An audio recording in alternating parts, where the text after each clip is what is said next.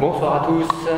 On va attaquer ce deuxième cours du séminaire de la deuxième année, donc séminaire Design Windscare qu'on a monté avec la philosophe Cynthia Fleury. Juste peut-être pour petit rappel, donc vous pouvez retrouver le cours si vous n'étiez pas présent ou si vous ne l'avez pas encore vu. Le premier cours qu'on a fait cette année avec Cynthia, il y a exactement un mois, j'avais envie de vous repositionner deux, trois choses qui se sont dites pendant ce cours parce que c'est important par rapport aussi à la suite et à ce qu'on va se dire aujourd'hui. Le point central est notamment de dire qu'on va essayer de creuser une idée un petit peu plus précise sur le design Windscare qui va être une double idée qu'on a appelée le double Damasio en référence au double diamant du design thinking. Comment on peut passer à autre chose. Donc double Damasio, bien sûr cet auteur de science-fiction Alain qui travaille beaucoup sur la furtivité, qui est quelque chose qui nous intéresse beaucoup sur la façon dont le design peut demain s'implanter dans les projets.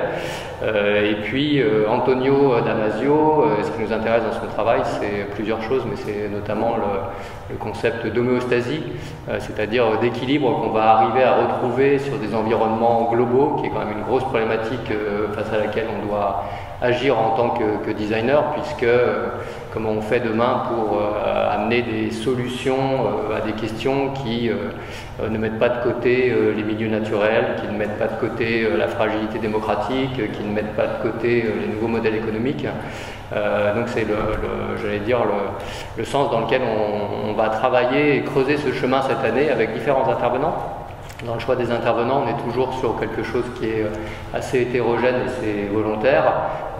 Des gens qui sont plutôt du champ de la recherche, que ce soit des philosophes, que ce soit des anthropologues, que ce soit des économistes, et puis des gens plus pragmatiques, plus près du champ du design, sachant qu'on a aussi dans cette volonté avec Cynthia de voir comment s'écrit ce lien entre penser et faire.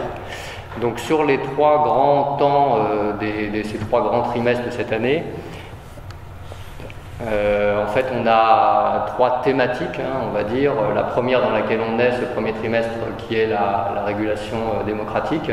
La deuxième qui sera plus tournée vers les milieux naturels et la troisième qui sera plus tournée vers les nouveaux champs économiques.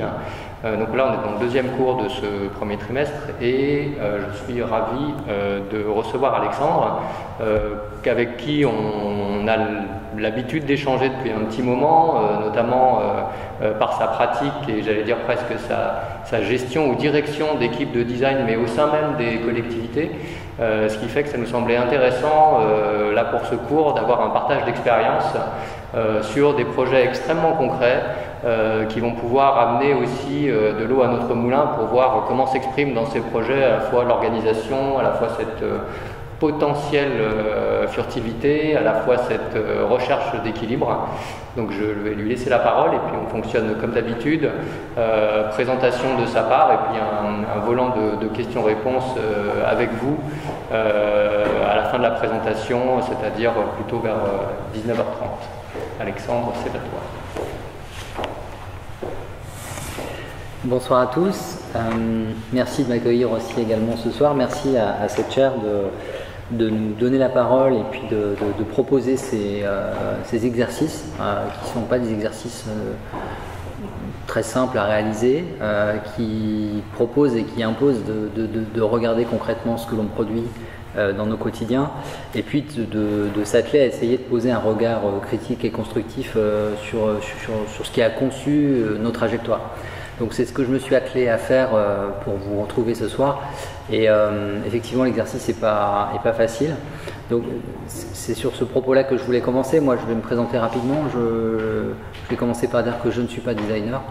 Je vais commencer par dire que je suis un genre d'accident professionnel qui a croisé beaucoup de compétences en même temps, que ce soit sur le champ de l'économie, sur le champ du développement, sur le champ de l'accompagnement structurel de filières. Et puis sur le champ effectivement du design de service, puisque j'ai rejoint début 2010 l'activité de la Cité du Design qui venait de prendre son essor depuis finalement pas si longtemps et qui était en train de se positionner sur le champ de l'activité économique et de l'accompagnement des structures et organisations. J'ai porté pendant quelques années le département innovation, où il a fallu structurer, on va dire, une offre à la fois de mise en compréhension de ce qu'était le design à l'époque. J'insiste bien sur l'imparfait parce que aujourd'hui, quand on parle effectivement de design thinking, quand on parle de toutes ces procédures très empathiques, très portées sur l'idéation, portées sur la première découverte, etc., ce sont des choses qui, dans la profession, agacent même pratiquement, hein, tellement elles sont surreprésentées et parfois contrefaçonnées. On est aujourd'hui en fait dans une situation où il y a régulièrement des débats auxquels j'assiste dans les chapelles. Avec Antoine, on écoute religieusement les designers s'affronter sur le vrai, le bon ou le mauvais design, le vrai designer, le faux designer, etc. Et c'est intéressant, c'est vraiment intéressant parce que ça montre effectivement qu'il y a une valeur, il y a une appétence autour de ces métiers et que les phares de ces années-là, parmi lesquels la Cité du Design, ont contribué peut-être malgré eux à créer cette appétence et à créer cette mise en visibilité de ces métiers. Et puis au cours de ce processus, j'ai hérité aussi d'une méthodologie qui avait été imaginée à la Cité, qui s'appelle le laboratoire des usages et des pratiques innovantes, qui m'a donné la perspective de faire un peu comme Velasquez avec les Ménines, c'est-à-dire de me mettre en perspective de ma propre méthodologie et de voir finalement comment ce design de service pouvait interagir avec le monde de l'institution, le monde de l'industrie, le monde de la collectivité, etc. À l'issue de ce parcours, j'ai rejoint les rangs de la métropole de Lyon et j'ai effectivement accompagné sous la forme d'une direction en design management l'ensemble de l'équipe pendant ces 2 dernières années au sein de l'équipe Erasme. Erasme, c'est un laboratoire d'innovation ouverte qui existe depuis une vingtaine d'années et qui, en tant qu'outil d'attractivité et d'expérimentation du département du Rhône, s'est retrouvé dans le cadre des fusions et de la création des métropoles en 2015 entre les mains de la métropole de Lyon et petit à petit s'est transformé aussi au contact de cette collectivité. Donc évidemment, je vais vous relater ce soir une revue de projet que j'ai essayé de choisir au regard du sujet qui était demandé. Régulation démocratique, je me suis beaucoup questionné, qu'est-ce que ça veut dire, au regard de nos métiers, qu'est-ce que ça suppose, est-ce que c'est un objectif recherché d'abord, la régulation démocratique, est-ce que nous, c'est dans cette régulation qu'on s'exprime le mieux, est-ce que c'est ce que l'on souhaite apporter lorsque l'on intervient? Je pense que ça fait partie effectivement des objectifs, mais je ne suis pas persuadé que c'est toujours le point d'entrée et qu'on ait toujours la lucidité pour le faire. Voilà, je vous propose de toute façon de rentrer effectivement dans la dimension opérationnelle des projets. Je rajouterai juste ici que je me suis prêté aussi à l'exercice au travers des discussions qui ont jalonné ce travail préparatoire. Je me suis prêté à l'exercice de porter un regard critique sur les projets. Ce qui ne veut pas dire que j'en pense pas du bien, ça veut dire simplement que j'ai fait cet exercice pour vous ce soir pour essayer de dire, à mon avis, avec le recul et de mon point de vue qui reste très humble, voilà ce que je constate vu de ma fenêtre, comme on dit. Mais effectivement, les projets qui vont être présentés là sont des projets qui sont pour certains encore en phase de développement, portés par des confrères, co-portés parce que j'ai participé pour certains d'entre eux à leur édition. Et pour certains qui sont toujours dans leur phase d'expérimentation. Donc bien entendu, il y aura de l'itération, il y a des choses qui sont certainement déjà en cours d'évolution par rapport à ce que je vais vous dire ce soir. Et comme on est dans un champ de la régulation démocratique, je vous appelle aussi à réagir, ou en tout cas à ne peut-être pas forcément attendre que la fin de l'exposé pour poser une question, ou si ça vous met en réaction par rapport à un projet similaire, si ça vous met en tension par rapport à quelque chose que j'évoque, je suis d'accord pour que on a un échange sur le fond, sur ces différents enjeux. Voilà, je vous propose d'aborder le classement de ces projets selon 3 dimensions. J'ai fait une première ébauche de classement que j'ai appelé Soigner la ville, parce que mon métier, ça a été quand même de travailler auprès des collectivités pendant ces 12 dernières années. Et auprès de ces collectivités, nécessairement, on travaille sur la question des politiques publiques de demain. Donc je vais vous en montrer quelques-unes, mais vues par le prisme du design de service et évidemment sur des sujets on va dire, qui peuvent être un peu, qui portent à questionner la démocratie, puis qui sont pour la plupart sur des dimensions un peu en pointe. On ira ensuite sur soigner l'humain, qui est au cœur de notre système, et on dit toujours que le design place l'utilisateur au centre de sa réflexion. Et puis je terminerai sur une dernière partie que j'ai appelée soigner l'avenir, qui est plus une forme d'éditorialisation du travail, puisque ces dernières années les structures sont nombreuses, beaucoup plus nombreuses qu'il y a 10 ans, et aujourd'hui effectivement elles se spécialisent, elles se thématisent, elles s'orientent et elles sont en capacité d'organiser un récit autour de leur activité. Donc j'ai essayé à mon petit niveau aussi de parler d'avenir, ou en tout cas de parler de projets qui s'intéressent de près à apporter des réponses un peu plus empathiques à tout le discours de collapsologie qui nous cerne un peu aujourd'hui et qui peut-être nous rend un peu toxiques. Donc je vous proposerai quelques visions d'avenir plutôt positives par rapport à des projets menés. Donc je reviens sur la partie soigner la ville. Je vais vous parler sans transition d'un premier projet que j'ai extirpé d'une édition de la Biennale 2017 qui s'est tenue à Saint-Étienne pour ceux qui s'y sont rendus à l'époque. En 2017, la thématique portée par la Biennale du Design était celle des mutations du travail.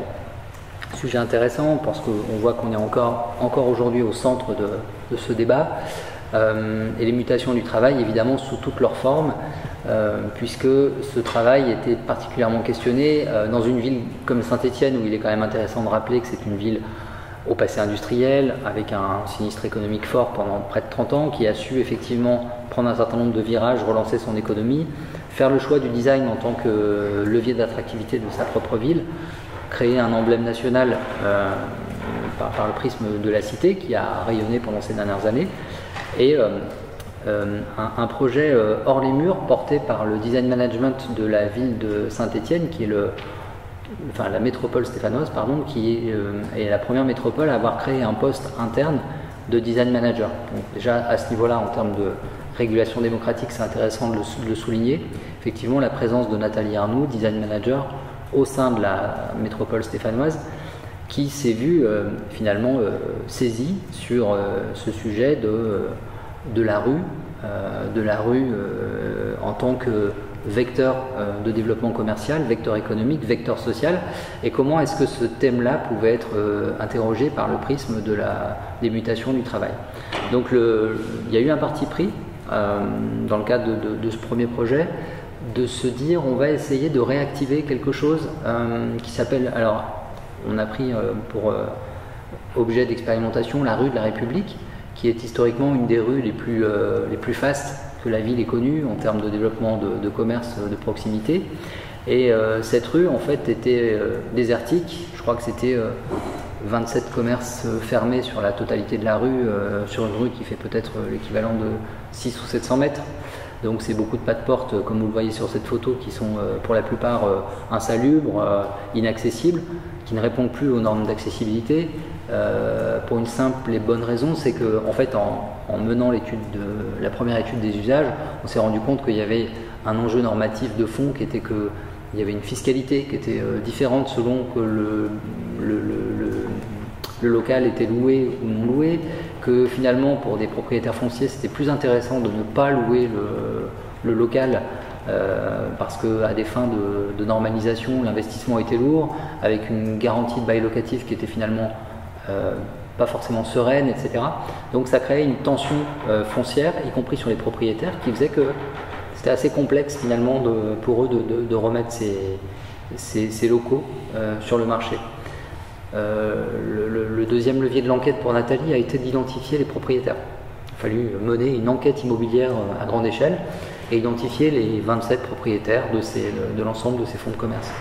Et puis s'en est suivi tout un lot d'actions de design administratif, si je peux l'appeler ainsi, où il a été question de reconvertir des baux, le bail, le fameux bail locatif, en bail éphémère, et de proposer un appel à projet qui stipulait en fait que les projets collectifs seraient accompagnés durant la prochaine biennale. Donc là je vous parle de 6 mois avant l'édition évidemment de l'événement, et pendant ces 6 mois qui ont précédé, il y a eu un appel à projet régulier. il y a eu des comités de sélection qui ont été opérés sur un certain nombre de propositions, donc au rang desquels un laboratoire sur un programme, un bureau permanent sur un programme européen en cours au sein de la ville qui s'appelait Human Cities, en réponse aux Smart Cities. Donc la ville de Saint-Étienne ainsi que la Cité du Design étaient en leader sur ce programme européen. Donc elles se sont dit pourquoi ne pas par exemple poser un bureau permanent qui va raconter ce processus de Human Cities, de qu'est-ce qui s'y passe, quelles sont les activités des 11 pays engagés dans ce programme européen. Il y a eu le projet d'un supermarché coopératif qui s'est proposé. Il y a eu une agence en communication qui a vu une opportunité, qui s'est dit tiens, finalement on avait prévu d'ouvrir au mois de mai, mais est-ce qu'on n'avancerait pas finalement notre inauguration et qu'on ne profiterait pas du véhicule que propose la Biennale pour exister et se faire connaître du paysage stéphanois. Il y a eu des jeunes artistes qui se sont positionnés sur de la recyclerie de vêtements. Il y a eu la Cité du Design qui s'est saisie, vous le verrez parmi l'exemple que je vais vous montrer juste après, qui s'est saisie de cette opportunité aussi pour proposer un laboratoire du Caire, justement. Donc voilà, en fait, ce processus-là, il a duré évidemment pendant l'entièreté de l'événement. C'était la première édition de la Biennale qui avait été prolongée sur une durée de 1 mois. Donc ça veut dire que c'était même 5 semaines. Donc pendant ces 5 semaines, il y a eu une exploitation pleine et entière, 7 jours sur 7, des différents projets qui se sont manifestés et qui ont été retenus par le comité de sélection. On parle de 14 projets retenus. On parle de 39 porteurs, 39 porteurs, pardon. On parle de 26 000 entrées répertoriées sur la durée du mois de mars à l'époque. Le mois de mars à Saint-Étienne, il peut faire frais, mais il y en a quand même eu 26 000 promeneurs et chalands qui sont rentrés dans ces boutiques et qui les ont visitées. On parlait de 1500 visites par semaine pour certaines boutiques. Donc ça a créé vraiment un processus de découverte et de redécouverte de ces rues. Les gens venaient par curiosité. Ce que j'ai trouvé particulièrement intéressant, c'est qu'il y a deux baux qui ont été remis en circulation à l'issue de l'opération. Alors vous me direz, c'est pas grand chose à l'échelle des 27 que j'ai cités tout à l'heure, mais sur une exploitation de 14 locaux commerciaux, on a 2 baux commerciaux qui ont été remis en état. Et évidemment, dans l'appel à projet, je ne l'avais pas cité, mais il y avait le reconditionnement des lieux qui était supposé par les différentes équipes. Donc voilà, là je vous ai simplement pris une image extraite de l'appel à projet qui avait été produit par les équipes de la Cité. Et puis ici, vous avez une petite vidéo. Alors là, on est au 18 rue de la République. C'est un endroit qui est consacré à la santé, puisque c'est un Living Lab santé. Et donc, on a un petit espace dans ce 18 avec la plateforme Social Design, où on présente des projets en fait, qui parlent de la vieillesse, qui questionnent avant tout. On n'est pas du tout dans un design de solution pour le moment. On est dans un design qui questionne cette notion de vieillesse et cette notion de domicile en fait. On a placé un objet qui s'appelle la causeuse de Isabelle Dahéron. Moi je présente aussi un valet qui parle aussi du reflet de la vieillesse, de qu'est-ce que c'est, on questionne encore. Donc il y a vraiment une discussion, un dialogue qui est engagé avec les gens du quartier, les visiteurs de partout, de tous âges justement. Et je propose aussi une expérience de nuancier qui en fait demande aux gens quelle serait la nuance, la couleur qu'ils choisiraient pour exprimer ce que c'est que pour eux vieillir ou la vieillesse. Ça préfigure en fait un travail qui va se poursuivre et durant la Biennale avec la plateforme on organise des ateliers de réflexion avec justement des personnels soignants, éventuellement donc, le gérontopôle, des personnes travaillant en gérontologie du CHU, des philosophes. Des gens qui parlent aussi de l'éthique médicale. Donc voilà, on rassemble en fait tout un tas d'acteurs autour de cette question parce que finalement ce type de sujet demande vraiment la participation non pas que des designers ou que des soignants mais un ensemble d'activités qui se croisent pour réfléchir ensemble à tout ça en fait.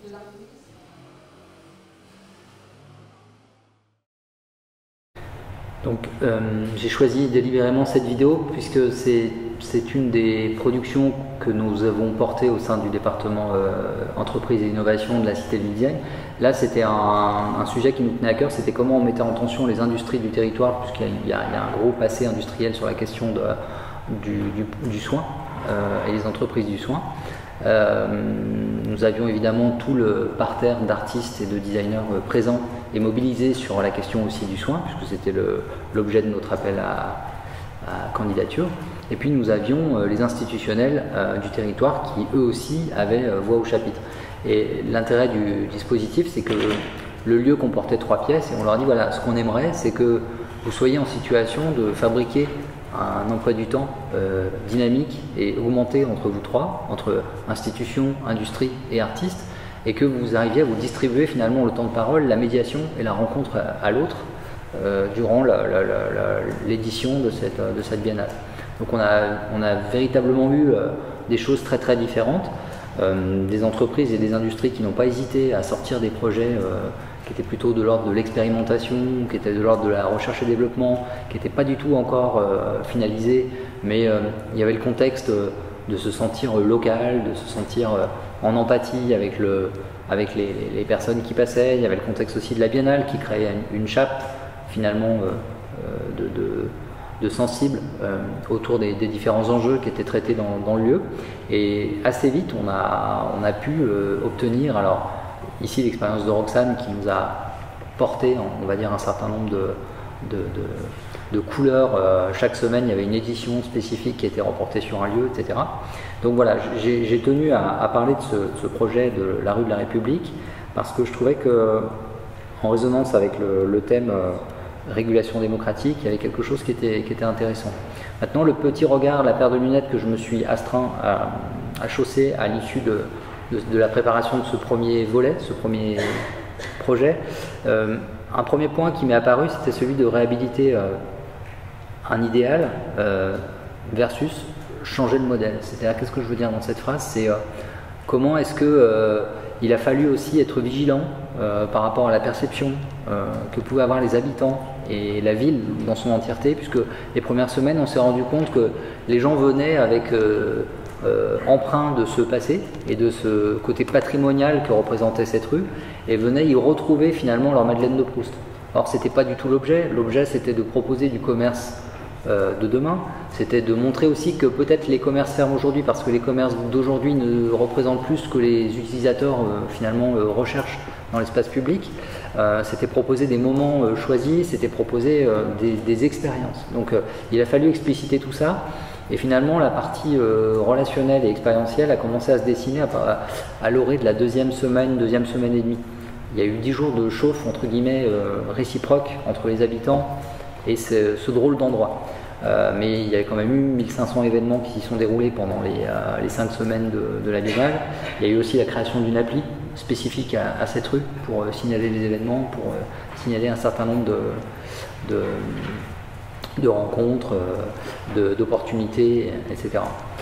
Sur les perceptions, moi c'est un point de vigilance que je retiens par rapport à ce type de travaux, c'est qu'on est véritablement sur du design de service, mais pour autant ça ressemble beaucoup à des installations.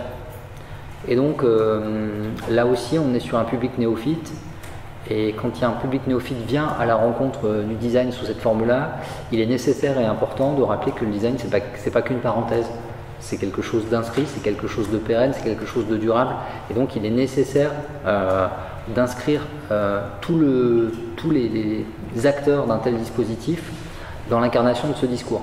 Et c'est d'autant plus difficile que ces acteurs-là sont eux-mêmes des particuliers, ne sont pas tous des designers dans l'âme et n'ont pas nécessairement le vocabulaire adapté à pouvoir médier sur qu'est-ce que le design, comment on s'en sert, comment on l'emprunte, à quel moment il intervient, est-ce qu'il est visible, non visible, etc.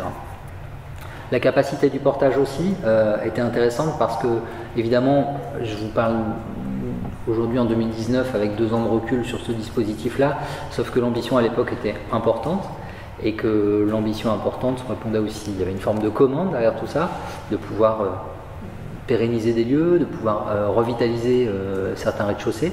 Et de fait, il y avait de la transmission de relais.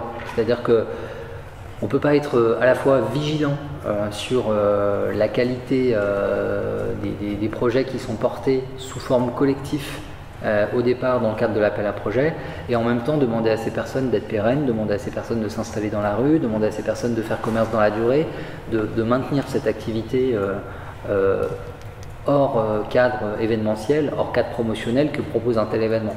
Donc c'est extrêmement difficile de jongler avec l'ensemble de ces paramètres et de faire en sorte de durcir, entre guillemets, ou de passer à l'échelle ce type d'approche. Et puis enfin, un dernier point, puisqu'on parle de la Biennale du Design et que c'est un événement récurrent, il y a aussi en creux, derrière ce type d'opération, la capacité au renouvellement.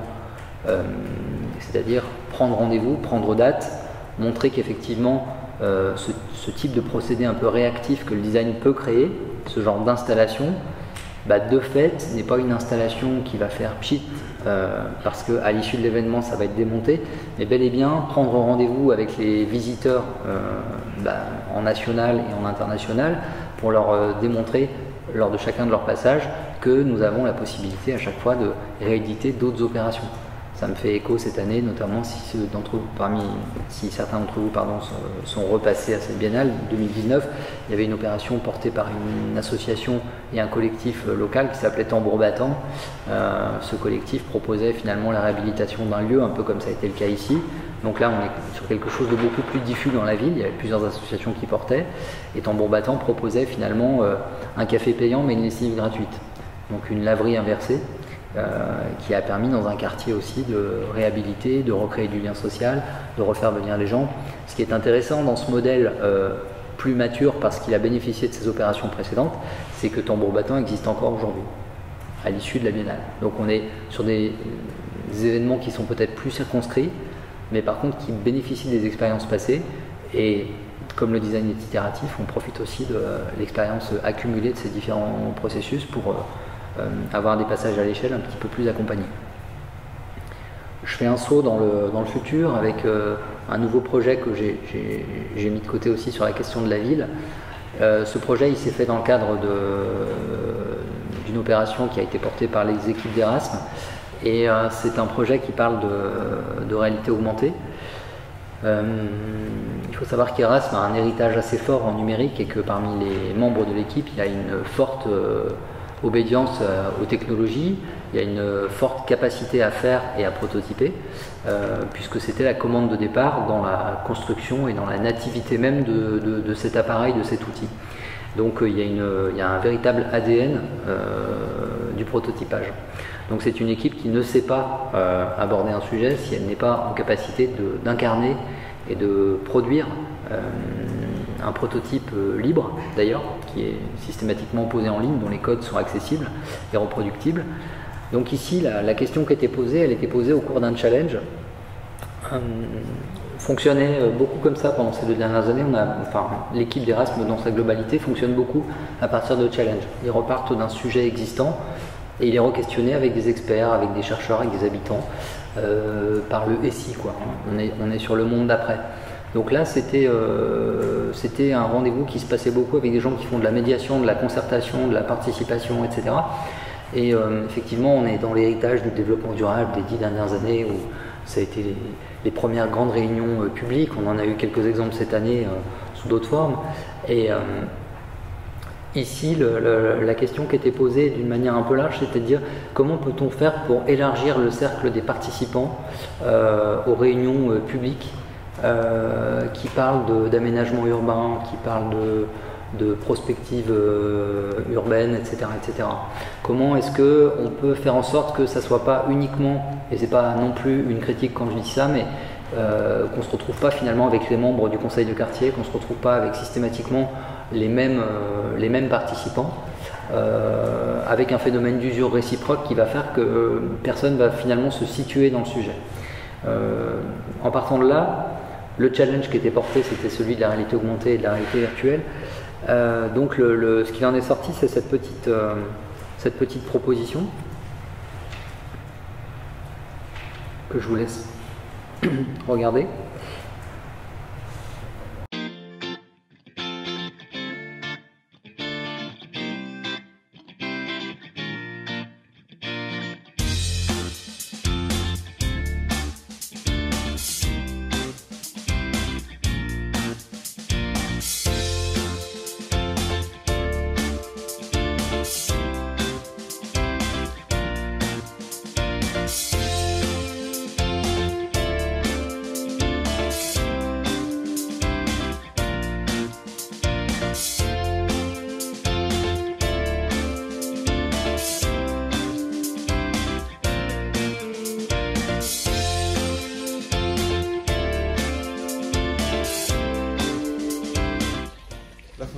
dans ton cours d'hygiène. Oui, c'est un point de rencontre en fait. Ouais. On se retrouve un petit peu.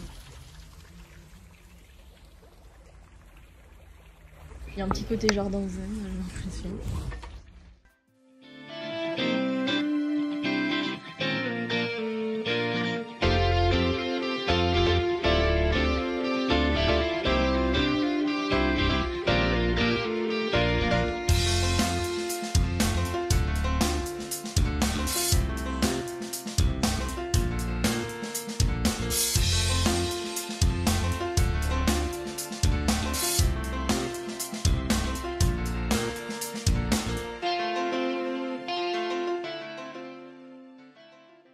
Donc vous aurez déduit par la vidéo de ce dont on est en train de parler, c'est-à-dire qu'on donne à voir finalement trois choses dans ce processus-là.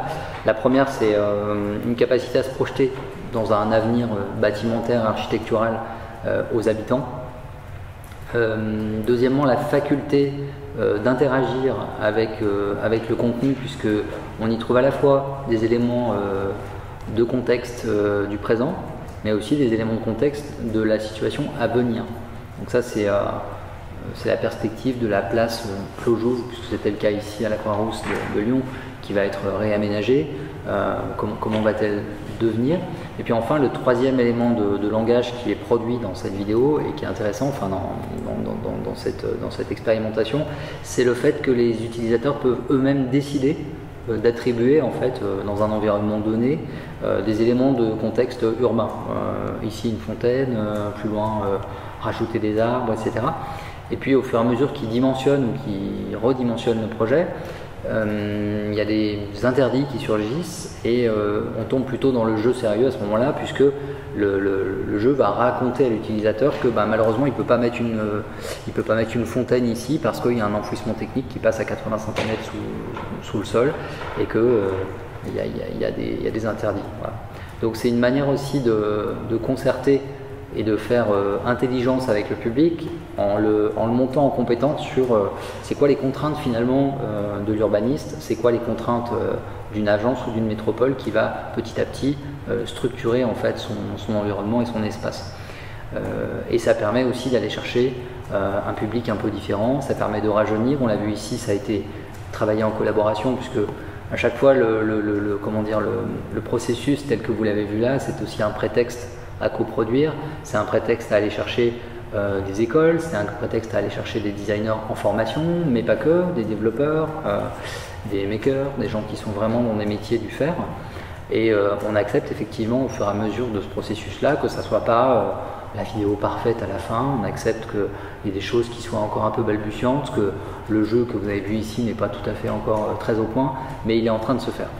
Et on se fait par contre les équipes mettent un point d'honneur à ce que ce qui soit démontré ici, on ne soit pas sur ce qu'on appelle un magicien d'Oz, c'est-à-dire on n'a pas fait une manipulation numérique qui va faire penser que ça fonctionne alors que ça ne fonctionne pas. Ici le code il est opérant, il est disponible et il est fonctionnel pour agir avec un jeu comme celui-ci.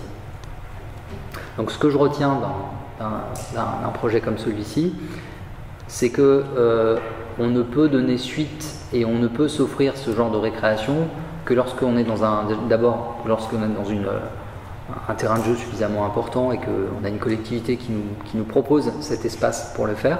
Donc c'est vrai que de ce point de vue-là, la métropole de Lyon ouvre un territoire des possibles relativement intéressant. Petit 2, ça suppose de pouvoir le faire aussi parce qu'on est en connaissance haute de son écosystème. Donc c'est pas parce qu'on travaille dans une institution publique et qu'on est des designers de services intégrés qu'on ne doit pas avoir une connaissance aiguë non seulement de l'économie locale et de l'ensemble des startups et des entreprises qui la peuplent, mais au-delà de ça, parce que ça me semble juste normal d'avoir son réseau et de connaître son réseau, mais au-delà de ça, de connaître aussi la nature des différents projets et processus que détiennent chacune de ces entités. Là, il se trouve que ce workshop, il n'aurait pas eu lieu si, parmi les membres de l'équipe, on n'avait pas eu la connaissance du cas de la startup Nucleus. Nucleus, c'est une startup qui, comme son nom l'indique, s'est formée autour de la prise de décision en situation complexe et nucléaire, et donc qui avait développé un format de jeu qui consistait à se remettre en situation dans un réacteur, à se remettre en situation dans une centrale et à pouvoir opérer en fait en direct de manière virtuelle pour faire de l'analytique. Mais c'est un marché qui est à la fois captif et restreint. Comment cette start-up pouvait se développer, comment elle pouvait aller voir ailleurs, et comment est-ce que c'est pas du tout incompatible avec de l'action publique. Donc là, on est vraiment à la croisée des chemins. Ce genre d'action peut avoir lieu à partir de 2015 parce que avant, les collectivités s'autorisaient assez peu ce type de pas de côté. Aujourd'hui, on arrive à aller sur des cadres de marché qui peuvent permettre ce genre d'exercice un peu équilibriste, qui reste quand même relativement complexe à mettre en œuvre, hein, parce que c'est beaucoup de temporalité tout ça. C'est-à-dire qu'au moment où l'alchimie commence à prendre, au moment où le concept du jeu commence à être avancé, il nous faut trouver à nouveau des mairies qui vont accepter d'être en coédition et en co-déploiement de ce processus-là qui est en forme encore itérative. Comment on va pouvoir le redéployer sur et puis on va être obligé de choisir, c'est-à-dire comment on va pouvoir redéployer sur du périurbain, comment on va passer d'une place de la Croix-Rousse qui est centrale, hyper urbaine, à un territoire périurbain, comment est-ce qu'on va pouvoir aussi l'exploiter sur un champ plutôt rural, etc. Comment est-ce que aussi quand on fait ça, par rapport au périmètre de déploiement, on n'est pas en train de provoquer de l'effet vitrine? Comment est-ce qu'on ne va pas se situer dans quelque chose qui va être un peu vécu comme vertical et descendant par rapport à la commune de destination dans laquelle on va aller installer le jeu? Comment aussi, à l'échelle territoriale, on va se retrouver face à l'acceptabilité ou la désirabilité de ces nouvelles technologies? C'est sûr que quand on transporte tout ce terrain technologique un peu complexe à mettre en œuvre, etc., qui va peut-être pas marcher, dans lequel il y aura aussi un périmètre technologique et on va dire tout un tas de supposés techniques pour que le dispositif fonctionne. On peut se retrouver aussi dans la panade sur un plan rural et se retrouver face à un public qui va être complètement interdit par rapport à ce qu'on est en train d'essayer de faire. Donc il faut à la fois faire reposer ce type d'approche sur beaucoup d'expériences et en même temps ne pas aussi se restreindre et accepter le fait que ce risque-là fait partie du processus. Puis enfin, le dernier point que j'ai cité, c'est peut-être la capacité aussi à mettre les territoires d'accueil de ce genre de dispositif en capacité de maintenance et de médiation autour de ces objets. C'est-à-dire que l'un des plus grands risques, en fait, quand vous avez un acteur un peu éloigné de votre sujet qui a accepté de jouer le jeu, c'est de jouer ce jeu-là avec lui, et puis une fois que vous avez déployé le cirque, et puis que vous avez remballé votre toile et que vous êtes reparti, lui, il conserve en fait les attraits du jeu, mais il n'est pas capable de les raconter, il n'a pas le récit, il n'a pas la posture, et il est bien démuni en fait face aux éventuelles circonstances dans lesquelles il pourra être amené à ressortir en fait ou à utiliser ce dispositif-là. Donc ça, c'est un des risques forts en collectivité et en termes de régulation démocratique quand on a quelque chose qui est opérant et qui est une preuve de concept. Le risque fort, c'est de retrouver votre installation sous poussière 6 mois plus tard si vous n'êtes pas en capacité de l'avoir activé et d'avoir donné des clés de démarrage correctes à votre interlocuteur. Ici, je vous montre un projet qui a été porté au sein de la ville de Grenoble et qui a été accompagné par la Cité du Design sous la forme d'une méthodologie qui s'appelle les labos. Les labos, vous connaissez ça, les designers qui sont ici par cœur, hein, les labos, c'est des modes de concertation où on met les mains dans la prise et où en fait on s'attelle à essayer de comprendre comment ça marche et effectivement on fait pour penser, comme disait Antoine tout à l'heure en préambule. Et effectivement, les labos, c'était une manière d'amener sur le terrain public et au sein de l'hôtel de ville un certain nombre d'éléments de mobilier urbain et notamment des abribus qui répondent à la nouvelle posture de la ville de Grenoble qui, vous le savez peut-être, a décidé de rompre avec les affichages urbains intempestifs qui apparaissent de partout dans l'espace public et le nouvel exécutif qui est en place depuis quelques années maintenant a pris un certain nombre de décisions plutôt radicales en la matière et notamment pour s'inscrire dans cette logique de disparition du mobilier urbain et de la rupture du contrat avec le fournisseur de mobilier a décidé de lancer son propre appel à projet. Il l'a lancé sous une forme qui était une forme de labo, donc ça suppose aussi qu'il y a des entreprises qui ont répondu à cette forme de candidature et qui ont accepté d'être en compétition ouverte. Donc ça aussi c'était un format nouveau. Dans la puissance publique, on appelle ça la coopétition, parce qu'on trouve que le mot est plus sympa, mais ça reste quand même une compétition, ça reste concurrentiel, ça reste un paradigme un peu en rupture par rapport à ce que propose une entreprise aujourd'hui dans son modèle. Et donc ça suppose qu'une procédure comme celle que je vous présente ici, de labo, ici on est en face du projet Vox qui a remporté les suffrages, qui a été designé par un designer parisien et qui est en cours de développement et d'installation. Donc c'est une gamme de mobilier. Je vous ai pris une photo ici d'une de ces installations. Il y a plusieurs installations qui vont du micro au macro et qui s'adaptent, on va dire, aux différents lieux.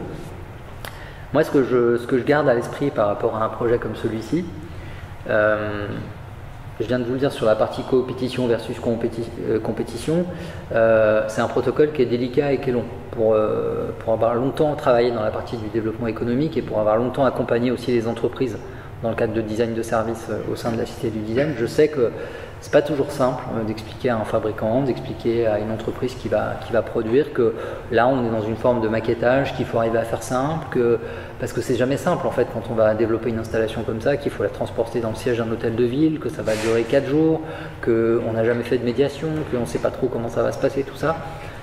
C'est quoi les indicateurs qui vont permettre à notre exécutif de choisir la bonne ou la mauvaise installation, etc. Donc ça prend du temps et c'est complexe. Ce qui est par contre plutôt positif, c'est que vous avez un véritable réacteur qui s'installe. C'est-à-dire que dès lors que vos installations sont portées dans le siège et dans le hall de l'hôtel de ville, vous avez pendant les 3 ou 4 jours d'exploitation de votre installation une véritable usine de gens, de regards, d'expertise, de sensibles, de remarques, tout exogènes, hein, parce que vous avez toutes sortes de publics qui viennent ici, mais qui vont confirmer, infirmer, rendre vos postulats un petit peu plus opérants, vous permettre d'aller au-delà de vos processus habituels, enrichir votre façon de travailler, vous dire bah, tiens la prochaine fois je ne ferai pas ça comme ça, etc. Donc ça c'est plutôt riche. Je sais qu'en général, par retour d'expérience, les entreprises, quand elles ont goûté à ce type de dispositif, y retournent assez facilement parce que ça donne beaucoup de visibilité, ça donne à voir aussi sa propre façon de travailler et puis ça met en perspective. En revanche, le point 3 que je cite ici, alors je me suis amusé à mettre ça sur une échelle de temps en bas. Je ne sais pas si cet exercice est très probant, alors je n'en parle pas beaucoup depuis tout à l'heure mais je vais l'assumer quand même un petit peu. Ma grand-mère disait on est toujours plus malin après. Et c'est vrai que quand quelque chose a eu lieu, ou quand on pense à quelque chose, on pense à plein de choses. Vous savez, quand on imagine un repas avec des amis, on a tout qui se met en tête comme ça, on imbrique les ingrédients, la recette que je vais faire comme ça, etc. Et puis le jour J, ça va trop vite, et puis il y a des imprévus, on n'avait pas prévu de faire ça comme ça, puis finalement on a oublié plein de choses. Et puis après, quand on fait le bilan de ce repas, on se dit ah bah tiens, j'ai oublié de sortir les bougies, ou j'ai pas servi le dessert au bon moment, etc. Donc là, c'est un peu le sujet, c'est-à-dire que pendant l'action, on est dans l'action. Donc on fait et on pense un peu moins. Donc on a beaucoup pensé avant, on a beaucoup pensé après, mais dans l'action, c'est difficile de faire les deux en même temps. C'est pour ça que j'ai essayé de situer ces différentes réflexions avant ou après le concept ou le projet, si on peut parler de ça comme ça. Voilà.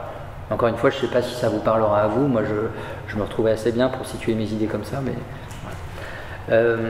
Dans le point 3, je voulais dire que le processus innovation et démocratie sont des temps longs et des temps très longs. On dit toujours que l'innovation, on parle de POC, on parle de choses qui vont très vite, on parle de start-up, etc. Mais non, l'innovation, c'est des temps très longs. C'est entre le moment où on va avoir son idée, le moment où on va la durcir, le moment où on va pouvoir travailler sur un monstre, puis un prototype, puis une mise en série, puis c'est parfois des mois, des années avant d'arriver à quelque chose qui va être tangible, qui va pouvoir commencer à ressembler à un modèle qu'on s'est fait 1000 fois dans sa tête. Et dans ce cadre-là, la partie démocratie et la partie innovation sociale ne fait pas exception, même elle se rallonge encore plus. Et je le cite non pas par ironie, mais c'est important de l'entendre. J'ai commencé ce propos sur ce projet de la ville de Grenoble qui est louable. Enfin, je veux dire, c'est une belle intention, c'est quelque chose de chouette, une ville qui s'engage et qui dit, à un moment donné, on fait attention aux écrans, on fait attention à la surpopulation médiatique, publicitaire, etc. dans notre environnement urbain. C'est pas le message qu'on veut donner à nos habitants. Donc, ils prennent ce parti pris, ils le font bien, mais pendant qu'ils le font bien, en face d'eux, ils ont des cohortes d'entreprises privées qui sont sur des modèles qui doivent aussi fonctionner, faire vivre leurs salariés, etc. etc. Donc je ne porte pas de morale là-dedans, j'explique simplement un phénomène qui s'est passé sur ce processus-là, c'est que en parallèle du développement des abris dont je vous parlais, la société qui n'a pas pu reconduire son contrat avec cette ville a renégocié par contre les contrats, ce qu'on appelle les culs de bus, en affichage urbain avec la société, le syndicat mixte des transports en commun de la ville. C'est-à-dire que pendant que vous faites disparaître quelque chose d'un côté, il y a un contrat qui se renégocie de l'autre et le contrat il a été renégocié jusqu'à 2031. Vous voyez, donc ça donne une balance et je trouve que j'aime bien le dire ici parce que c'est pas du tout pour défausser le projet, mais ça nous ramène dans notre zone d'humilité en design de service, en collectivité aussi. C'est-à-dire que on porte des choses qui sont parfois lourdes, ambitieuses, longues, mais pour autant, en face de vous, vous avez aussi un milieu agile, réactif, qui a lui aussi besoin de fonctionner. Et le but du jeu, c'est que chacun trouve sa voie, enfin que chacun s'ajuste en fait. Donc il y a des histoires d'équilibre en fait là-dedans. Moi, j'aime beaucoup ce que ça raconte cette histoire. Et puis enfin, assumer et expliciter le soustractif. Le propos de ce mobilier urbain que vous avez vu juste avant, qui est quand même assez dépouillé, il s'inscrit dans la ligne de conduite du designer qui l'a produit, qui dit en fait il prône le soustractif, c'est-à-dire quelque chose qui va retirer des choses et rendre de l'espace en fait disponible dans une ville qui est assez saturée. Donc il y a un peu de poésie là-dedans, mais en revanche c'est quid de la programmation sociale aussi, où on est nous tous aujourd'hui assez, quoi qu'on en dise en termes de frugalité, on est tous assez saturés d'espace, de mobilisation cérébrale, etc. etc. Donc j'ai mis less is more vraiment quoi. Est-ce que moins c'est plus? Est-ce qu'effectivement on est en situation aujourd'hui encore de pouvoir soutenir ça ou pas? Est-ce qu'il faut continuer de s'enfoncer là-dessus? Est-ce qu'il faut appuyer fort sur cette posture, etc. J'arrive sur la partie où il est question de soigner l'humain. Là je parle de design et de progrès social. Je me suis beaucoup plus intéressé dans cette partie-là au design with care.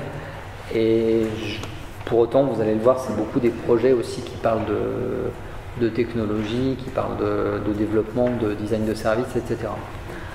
Donc là, je m'intéresse à un travail que j'ai mené avec toute une équipe. Donc là, on était sur une équipe pluridisciplinaire, avec des sociologues, des designers, évidemment tout un personnel hospitalier qui était présent à nos côtés, du cadre, du directeur de l'hôpital du CHU de Saint-Étienne, en passant par les équipes opérationnelles, en passant par le référent chargé de mission culture et innovation, parce que oui, au CHU de Saint-Étienne, on a un référent culture et innovation, et ça c'est chouette. Et donc on nous mandate à ce moment-là sur la question de l'alimentation.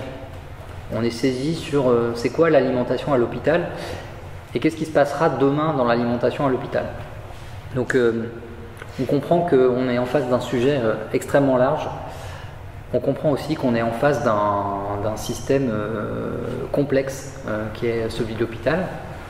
Et donc on finit par se dire que les documents qu'on nous a donnés, on ne va pas les lire tout de suite et qu'on va plutôt commencer par faire une étude des usages. Donc là on rentre vraiment dans la furtivité du designer, on se dit à bas la documentation pour l'instant, on va surtout nous se faire une vision un peu empirique des choses et puis après on mettra ça en balance avec le niveau de connaissance que l'hôpital veut nous donner aujourd'hui.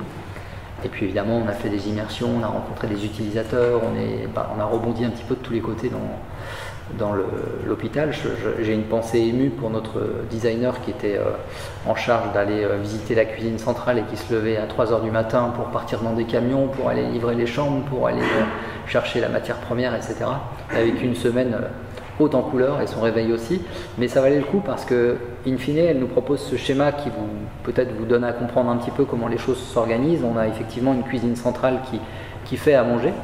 Et puis on a deux sites qui sont desservis d'une manière un peu différente parce qu'on a un site atomisé avec plusieurs endroits et puis on a un site centralisé avec tout un système de labyrinthique en troisième sous-sol qui ressemblerait un peu au caveau de Batman encore amélioré, avec des ascenseurs, des systèmes de passe-plat, etc. et avec toute une alchimie de choses qui remontent sous plastique, réchauffé, etc., etc. Donc tout ça répond à un enjeu normatif extrêmement coercitif, et donc on est sûr qu'à l'arrivée la nourriture est saine, mais elle est plutôt bonne du reste. Voilà, on a aussi fait un travail gustatif. Elle est plutôt bonne, et en revanche, on a une déperdition totale de qui m'a préparé mon plat, ça vient d'où, c'est pourquoi. Enfin, par exemple, la totalité des utilisateurs qu'on a rencontrés étaient persuadés qu'on était sur de la nourriture industrielle, qui n'arrivait pas du tout en local, etc. Donc un travail comme celui-ci, il est intéressant parce que ça nous a donné tout un tas de leviers sur lesquels agir par la suite. Alors parmi les trois champs qu'on a beaucoup investi, on ne s'est pas contenté de faire un relevé des situations et de pointer en fait ce qu'on appelle les signaux faibles ou les points de progrès de la chaîne de valeur qu'on a audité. Derrière, on a essayé d'échafauder un certain nombre de thématiques et de points d'entrée sur lesquels on voulait essayer d'aller gratter et travailler. Parmi les 3 champs qui sont sortis, il y a eu le champ de la communication, de l'information autour de cette alimentation, notamment par le prisme du plateau, qui est le seul objet qui est survivant sur toute cette chaîne. C'est-à-dire qu'il existe du point de départ jusqu'au point d'arrivée, et même il retourne à l'envoyeur. Donc c'est plutôt intéressant parce qu'on a quelque chose à faire avec ça. Mais en revanche, il passe par tout un tas de parcours un peu violents. Il est mouillé, il est chauffé, il est plastifié, il est transporté, etc. Il est manutentionné. Donc on est sur un objet qui souffre. Le deuxième champ d'intervention sur lequel on a beaucoup travaillé, c'est la question de la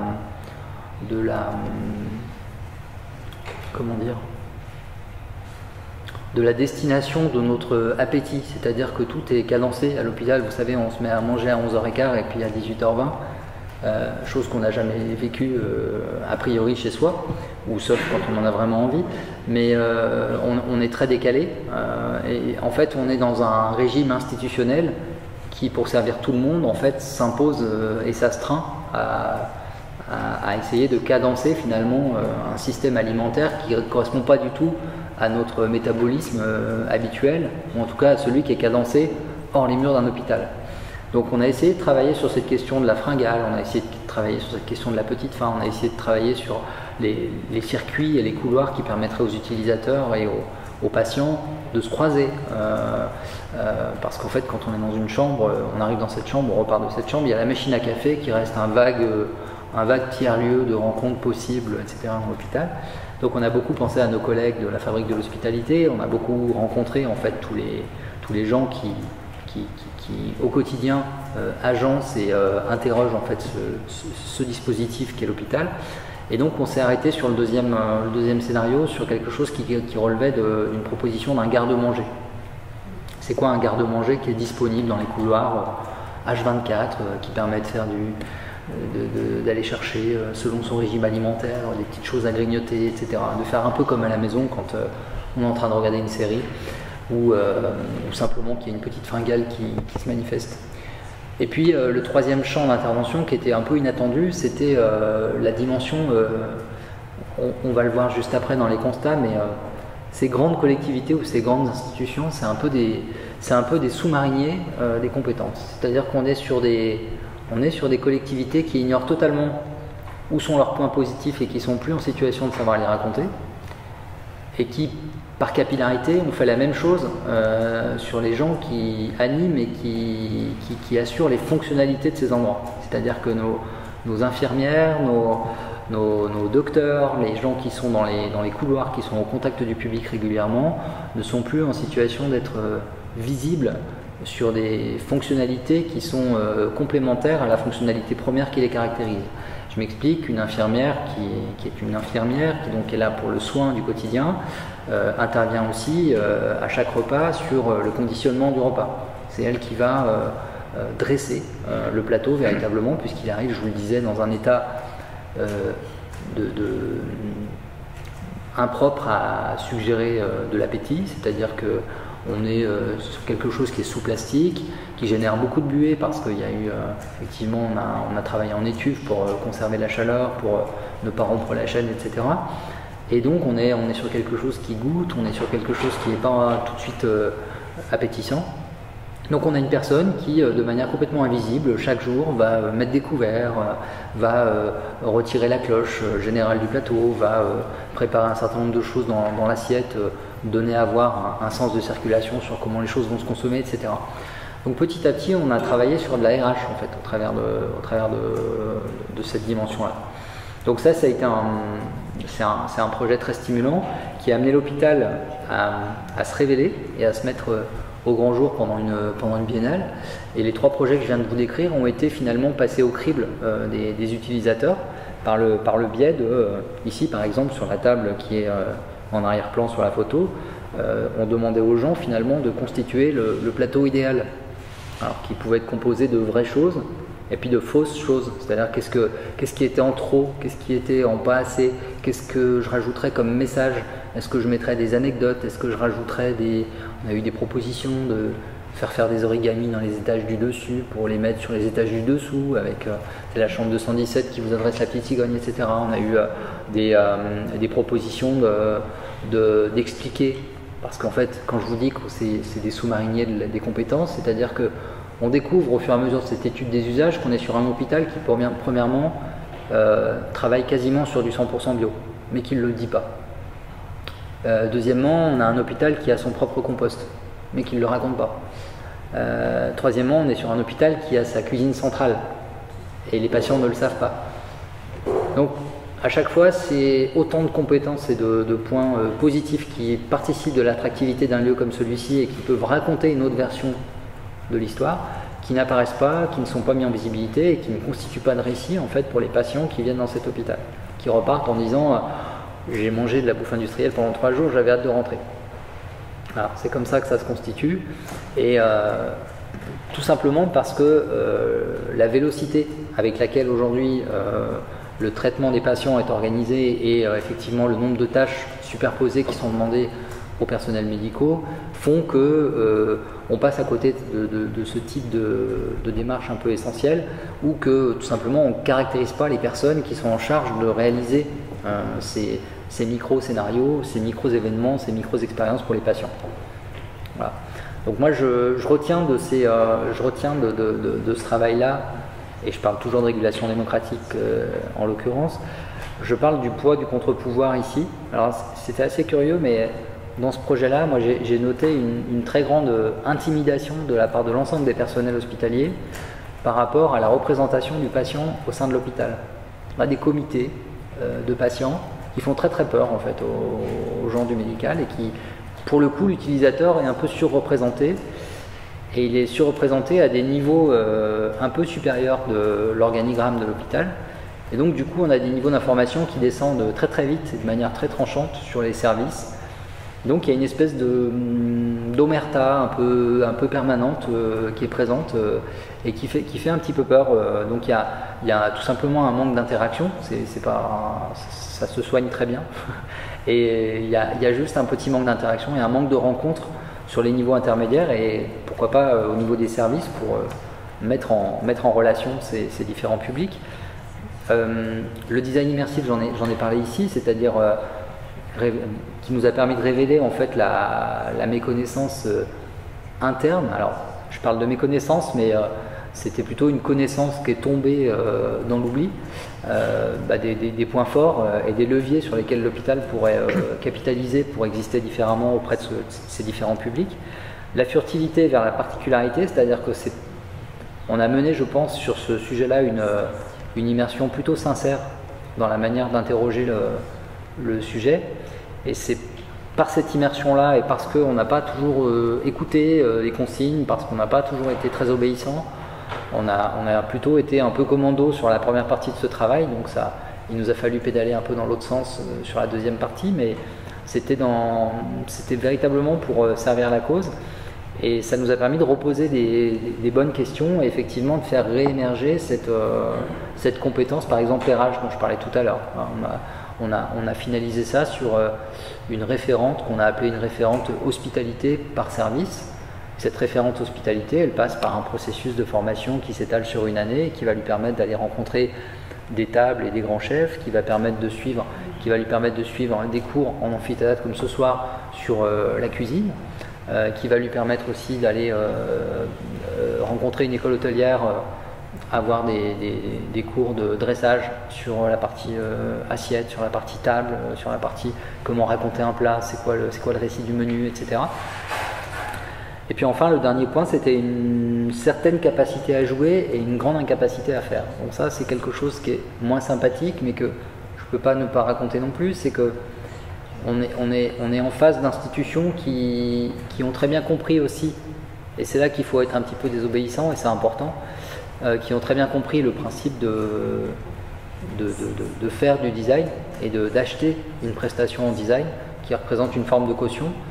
Mais très vite, les résultats peuvent être balayés. Très vite, si vous instituez pas derrière vous une équipe habilitée, en capacité de prolonger vos actes, ben vous vous retrouvez assez vite avec un projet qui va être, comme je parlais tout à l'heure, empoussiéré.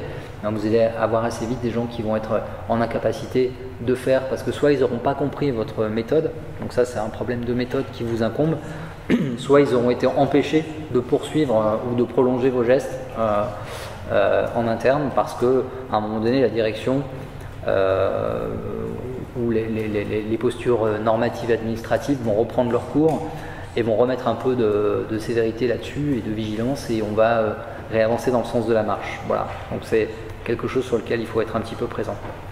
Cette vidéo, je vais vous la montrer directement et je vous expliquerai un petit peu après de quoi il retourne.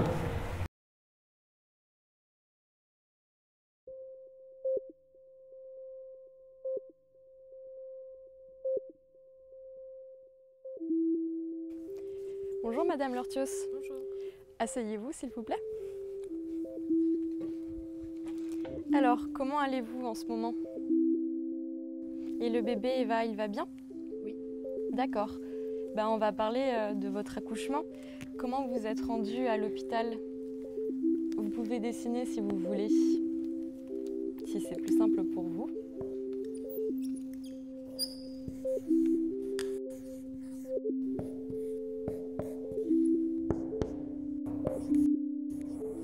Dans une ambulance? D'accord.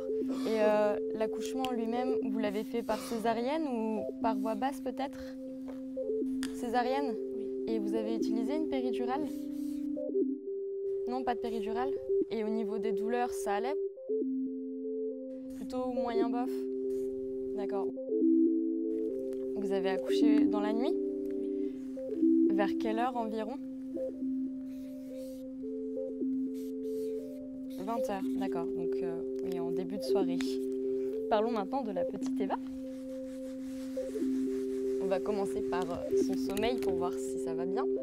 Son sommeil, hop, sommeil la nuit. Comment elle dort la nuit au niveau de son sommeil? Elle se couche vers quelle heure déjà? 18h? D'accord. Bon, on va passer à sa consultation. Je vais prendre sa tension déjà pour commencer.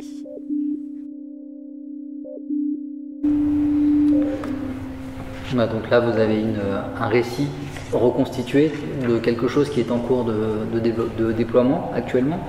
Donc là, on part d'un challenge, comme je l'évoquais tout à l'heure, sur la réalité virtuelle.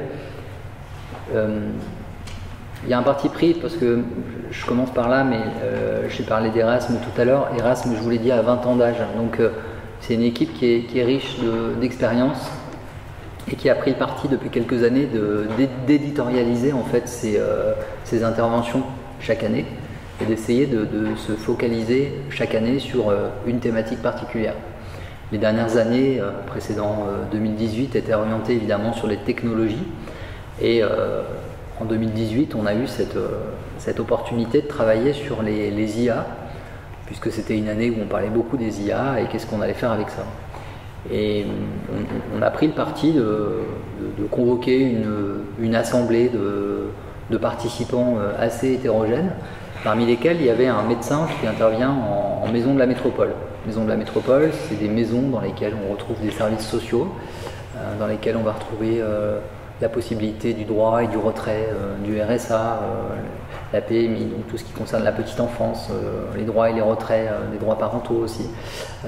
Donc c'est des endroits extrêmement sensibles où il y a des enjeux intimes qui s'y déroulent, et notamment les consultations médicales, alors pour les jeunes parents, mais aussi pour les populations migrantes qui sont régulièrement orientées sur le territoire à se rendre dans ces endroits.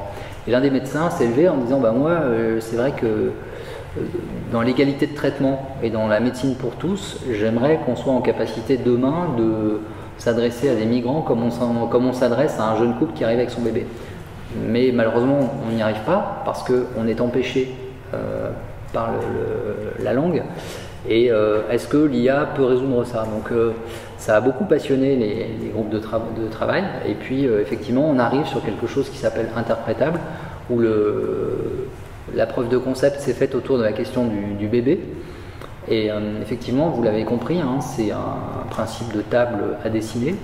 Et au fur et à mesure que l'on dessine, l'IA qui est au-dessus va comprendre et déduire un certain nombre de dessins et les réinterpréter sous la forme d'une bibliothèque d'illustrations qui vont être des illustrations augmentées par rapport à ce qui vient d'être dessiné. Donc si je dessine un bébé, c'est un bébé malade, un bébé qui dort, un bébé qui va à la selle, un bébé qui vient de naître, etc., qui vont être proposés.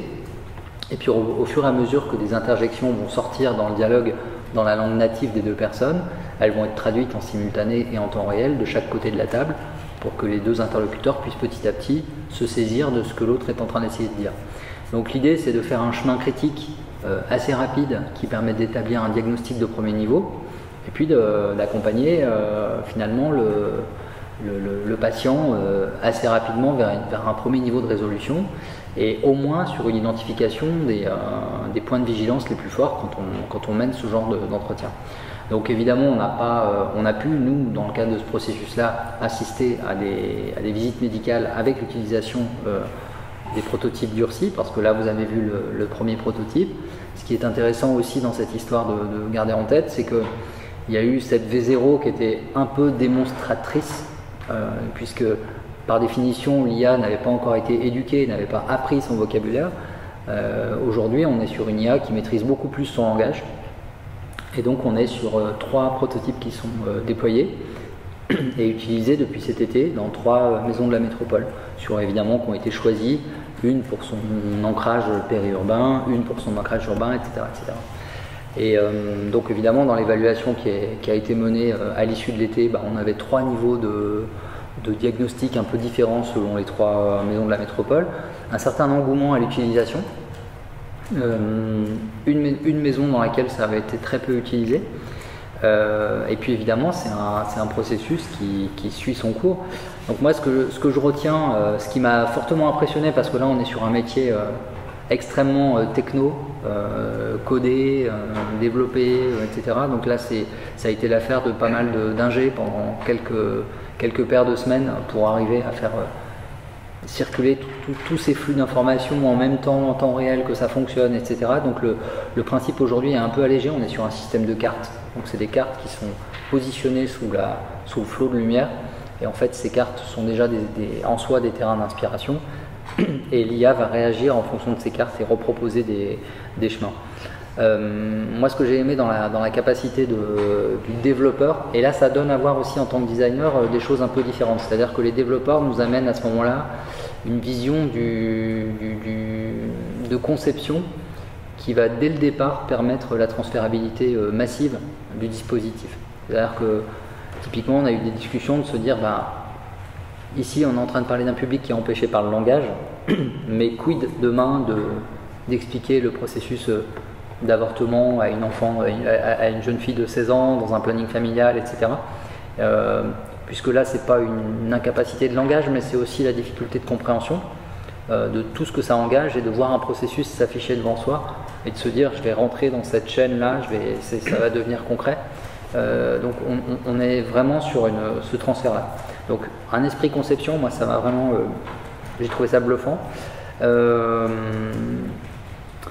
Là je vous parle de ce qui se passe dans une collectivité quand vous développez un projet comme ça. Vous l'avez compris, c'est un projet qui est extrêmement excitant, parce que on a à peu près tout qui est embarqué dedans, le sujet est particulièrement prenant, il y a un enjeu de société on veut aller très vite, on veut faire les choses bien, mais ça implique un achat de matériel très spécifique. Ça appelle aussi une priorisation de votre projet par rapport à d'autres projets. Quand vous êtes au sein d'une collectivité comme la métropole de Lyon, il y a une direction qui pilote un certain nombre de projets qui sont en cours toute l'année, en phase de développement, etc. Ça suppose que vous, si vous arrivez sous le bras en tant que cellule d'innovation ouverte qui fait partie de cette métropole, vous prenez un ticket comme les copains. Et si vous ne prenez pas le ticket comme les copains, vous passez devant les copains. Donc ça veut dire qu'il y a des projets qui sont en cours et en phase de développement aussi, et qui répondent à l'intérêt général de la même façon. Et ça veut dire que vous, en tant que bande passante, si jamais vous vous faites accompagner parce que ce projet a une certaine aura, ou parce qu'il a retenu toute l'attention au moment du délivrable, il a retenu toute l'attention d'un élu ou d'un directeur général, etc., et que vous êtes amené à bypasser, comme on dit, vos confrères, vous êtes aussi en situation d'écraser la bande passante, vous déprogrammez, entre guillemets, une méthodologie de travail dans sa phase de déploiement, et c'est des choses qui nécessitent des arbitrages permanents et conséquents. Je rappelle ici que la métropole de Lyon, c'est 9000 personnes, et que de fait, c'est une ville c'est une ville entière d'agents qui sont dédiés à l'intérêt général, qui sont en train d'agir ensemble. Donc ça suppose de se coordonner. J'ai mis aussi un design pour en cacher un autre, parce que dans l'euphorie du projet et du processus, on a essayé de tout faire rentrer dans une magnifique installation. Mais cette installation, une fois finalisée, on s'est rendu compte qu'il fallait la transporter, n'est-ce pas, dans les bureaux médicaux, parce que c'est là que va se passer cette rencontre entre la personne et le docteur. Et c'est là qu'on se rend compte aussi quand on arrive, et pourtant on le sait, et pourtant on est avec des designers, et pourtant tout a été un peu imaginé avec de l'immersion, etc. Mais on arrive dans un endroit où il y a énormément de périphériques médicaux qui nous entourent. Et donc on se retrouve à faire non plus du design de service, mais du relationnel et du design d'espace. Alors les médecins étaient très contents de nous voir arriver dans les bureaux, parce qu'en fait on faisait de la déco, on redistribuait toute la pièce, on rangeait le bureau dans un coin, parce que quand vous voulez redesigner votre espace dans une collectivité, vous avez un service qui est dédié à ça, vous faites une demande spécifique, et puis le jour J, le calendrier étant libre, il y a une équipe qui vient vous faire cet aménagement. Là on faisait tout en même temps, donc les médecins étaient très contents, mais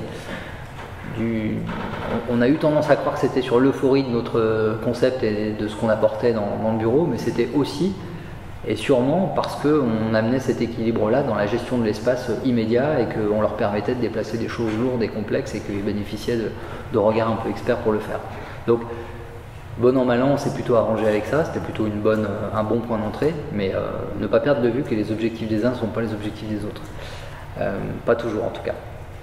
Et puis enfin, la rationalisation, c'est le risque de péremption assez rapide qu'il peut y avoir sur un objet comme celui-ci. L'IA peut faire le buzz pendant une année, et puis l'année suivante un peu moins, et puis l'année suivante encore moins, parce qu'on n'a pas encore trouvé comment on allait exploiter cette chose, où on n'a pas vraiment trouvé de fonctionnalité qui était suffisamment forte pour créer des points de marché, et donc le risque de paupérisation assez rapide d'une installation qui peut coûter cher. Donc c'est des choses sur lesquelles il faut apporter une certaine vigilance.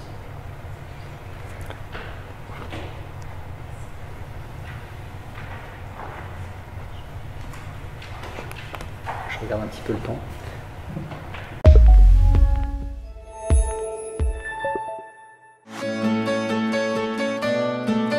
Il n'est jamais trop tôt pour penser à aménager son logement.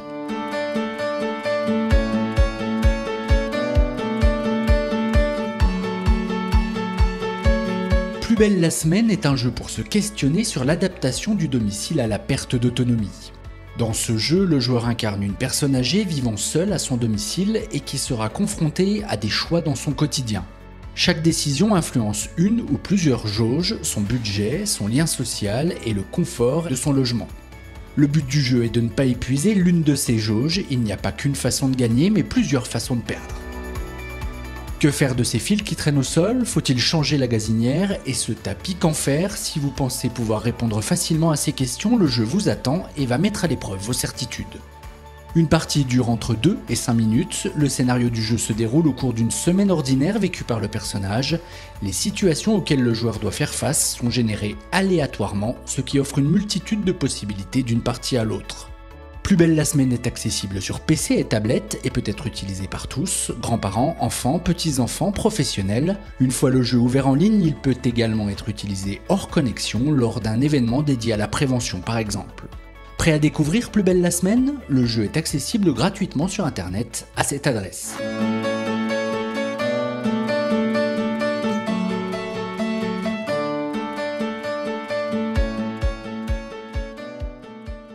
Désolé pour la musique qui klaxonne un petit peu. Là, je ne vais pas trop m'étendre parce que c'est une politique un peu classique d'accompagnement. On est sur un conventionnement national, on est sur tout un tas d'outils. Ce qui est intéressant, c'est surtout la cadence en fait, de projets qui sont un petit peu injonctés et sur lesquels il faut se positionner constamment. Là, on est sur un conventionnement national. Ce conventionnement national, il appelle à la création d'une équipe locale au sein de la métropole de Lyon, qui est constituée de manière pluridisciplinaire d'ergothérapeutes, de designers, d'un chef de projet. On va dire, c'est une coordination multidirection, etc., etc. Et donc chaque année, on a des chapitres d'intervention. Donc là, vous avez vu un des chapitres d'intervention qui concernait la notion d'habiter, c'est-à-dire comment, dans ce cadre de bien vivre chez soi à la métropole, on est en situation d'amener des outils aux travailleurs sociaux, aux gens de terrain, aux associations, pour qu'ils puissent aller au plus près de ces publics et travailler avec eux sur de la mise en sensibilisation, sur attention à votre intérieur, etc. etc. Cette année, le chapitre ou la saison 2 entre guillemets de ce conventionnement nous a fait travailler sur la partie alimentation. Donc il y a c'est un milieu qui est assez complexe, ce genre d'approche, et on est sur il y a beaucoup de vitesse en fait dans ces processus-là, parce qu'il y a une tension normative et politique qui est forte. Il y a aussi un renouvellement annualisé, alors que je viens de vous l'expliquer, on est sur un processus qui comporte chaque année une saison un peu différente, mais qui doit le plus possible s'inscrire en cohérence avec les saisons précédentes. Et les équipes sont renouvelées chaque année alors que le processus est pérenne, donc ça fonctionne difficilement. On a une question aussi d'empowerment qui est un peu déficitaire, puisque on se rend compte assez régulièrement qu'en étant au niveau méta, ce qu'appelle la position d'une collectivité comme une métropole, on est un peu moins au contact des acteurs associatifs de territoire, et donc il y a un langage commun qui est en cours de construction, mais c'est long, et c'est du temps long, et on n'a pas nécessairement les moyens d'être toujours au fait des attentes réelles du territoire. Donc il y a beaucoup de choses qui sortent, mais mon souci, moi, sur ce genre de dispositif, c'est pas tant la qualité de ce qui est produit, parce qu'ici l'appli, on n'a pas eu le temps de trop la regarder, mais c'est construit sur le mode du jeu Reigns, pour ceux qui connaissent, et qui en fait est un dispositif de compteur sur lesquels on va agir. Donc, ce qui permet d'arriver au bout du jeu, c'est le fait de ne pas avoir consommé l'un des compteurs aux dépens des autres, etc. Donc c'est le jeu des équilibres. Donc c'est facile à réutiliser, c'est quelque chose qui est solide. Tout est en open source et tout est disponible. Mais c'est plutôt la qualité de survie, entre guillemets, de ces différents dispositifs qui est clairement questionnée.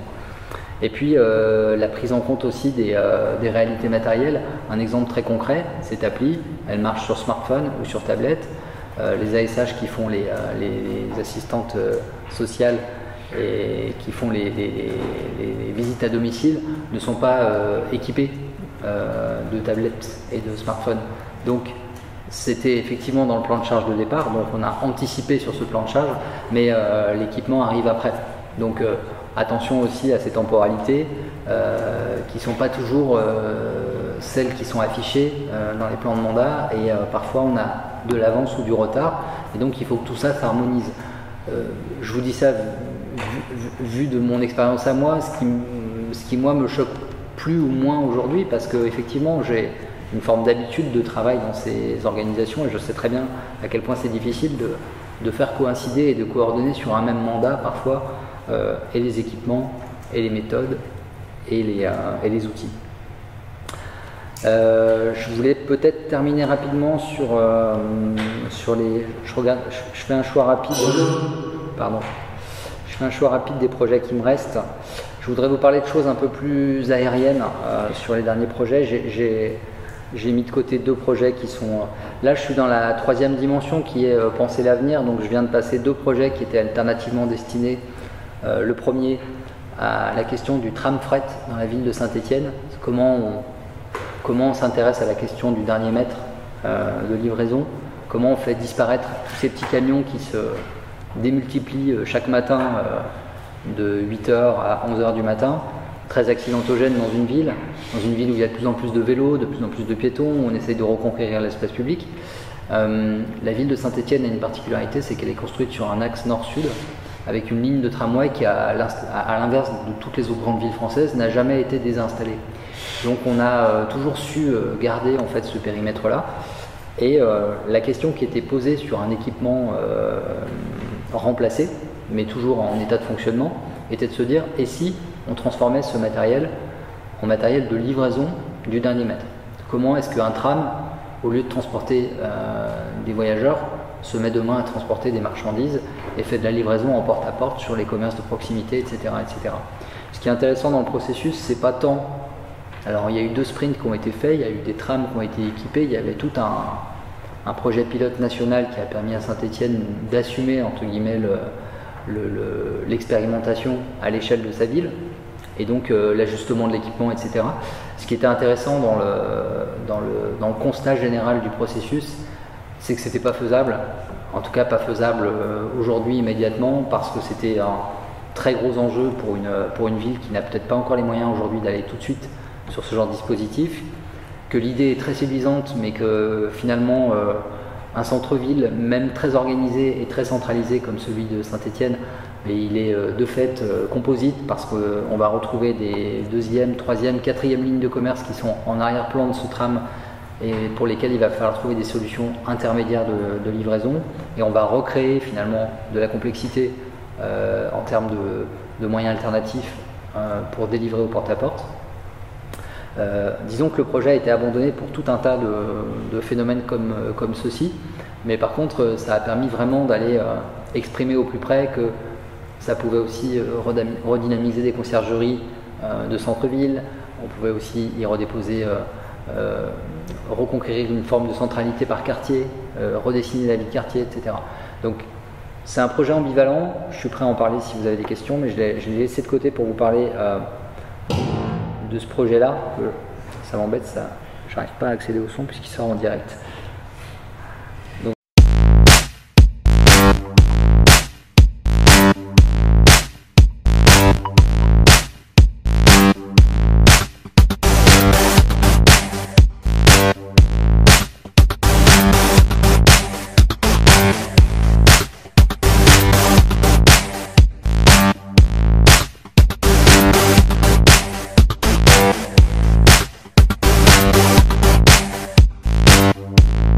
Je coupe ici parce que la musique est suivie. Je pense que ça vous agace aussi. Ici, ça raconte simplement le processus, mais j'aimerais en parler plus librement maintenant. C'est un projet qui s'appelait le Bizarre Tech Festival, qui a eu lieu au mois d'octobre dernier, donc c'est vraiment très récent. Et c'est un projet où on s'est réunis un peu gratuitement, et ça fait du bien. Et je voulais le dire haut et fort, c'est important de s'autoriser en fait ces épisodes-là. On s'est réunis gratuitement autour de la question de l'énergie, et la question générale de cette énergie, qui était posée autour de cette énergie, c'était rendre visible l'invisible. Vous l'avez vu passer sur la bande-annonce. Rendre visible l'invisible, c'était comment est-ce qu'on fait pour prendre conscience des réservoirs encore disponibles, si toutefois ils le sont toujours. Qu'est-ce que l'on fait autour de la question de notre consommation en temps réel? Qu'est-ce que l'on fait aussi sur la perspective ou la projection d'une planète nouvelle ou d'un nouveau mode de fonctionnement, etc. Donc là, on avait des activistes, on avait des militants, on avait des industriels, on avait des artistes, des designers, des codeurs, des développeurs. Et l'objet était effectivement de proposer à chacun de ces groupes de s'emparer d'un défi. En sachant que la commande générale qui était demandée à ces groupes, c'était que le dispositif durait 3 jours. C'était qu'à l'issue de ces 3 jours, on atterrisse sur un prototype fonctionnel et que on demande à ce prototype de proposer un objet, un commun autour de cette question de l'énergie. mais sans véritablement être dans une logique de service, sans véritablement être dans une logique de modèle économique. Voilà. On avait vraiment laissé totale liberté à nos groupes de travail. Et là, j'ai quelques constats récents, mais qui me font dire plusieurs choses. La première, c'est artistes libres. Les artistes étaient là en tant qu'artistes libres, effectivement, mais a priori parce que on a eu 4 prototypes qui ont été conçus à l'issue de ces 3 journées, et donc se pose très vite à l'issue de... Nous, quand on est dans une logique de production, on fait de l'indexation, on fait de la documentation, et on est dans le libre, je vous l'ai rappelé, donc on produit en ligne et on donne à voir. Très vite, les artistes nous ont dit oui, mais attention, parce que là j'ai prêté des images qui sont à moi, il y a du droit d'auteur, et si vous le réutilisez, comment on va faire pour la partie contractuelle, etc. Donc très vite, on retombe sur l'exploitation des fonds et des matériaux prêtés. Le libre rencontre extrêmement vite sa limite, puisque dès le lendemain soir de la désinstallation, on était déjà en train de parler juridique et capacité contractuelle de poursuite. La déambulation et la créativité exploratoire, elle est nécessaire. Je me suis déclaré en tant qu'explorateur à temps plein. Je pense que parmi vous, il y a beaucoup de gens qui peuvent éventuellement revendiquer ce profil aussi, c'est-à-dire que explorateur à temps plein, c'est aussi comme un sportif de haut niveau, il faut s'entraîner un peu tous les jours, mais de temps en temps il faut se garder des épisodes. Et cet épisode-là, moi typiquement, c'est des épisodes de fraîcheur, c'est des épisodes qui font du bien, qui régénèrent, et je vous invite effectivement à le faire le plus souvent possible, même si aujourd'hui on est sur des formats qui sont peut-être un peu plus fermés, un peu plus marketés, un peu plus maîtrisés, mais il existe encore de ci, de là des modes de faire qui sont relativement ouverts. Voilà, et je pense que c'est important, mais c'est pas les sismos qui me contrediront sur le fait de se garder des petits moments de liberté pour penser un petit peu le pas de côté. Après, le troisième point, c'était le réalisme et le tangible industriel, institutionnel et créatif. J'ai été assez surpris de voir que sur un postulat qui était très libre, on arrive à l'issue des 3 jours avec 2 créas qui sont plutôt des créas, c'est-à-dire quelque chose qui donne à voir la perception et la représentation du vent par un passage de la main, une représentation des datas du vent en temps réel, qui viennent produire une soufflerie un peu poétique et sensible dans une pièce qui est mise au noir et qui produit de l'imagerie en parallèle. La deuxième installation, c'est des photos qui vont se blicher ou se flouter au regard des différents composants carbonés, oxygène, etc. de la photo que je viens de poster sur une borne. Et cette borne va réinterpréter sur 6 écrans les réservoirs disponibles sur ce paysage.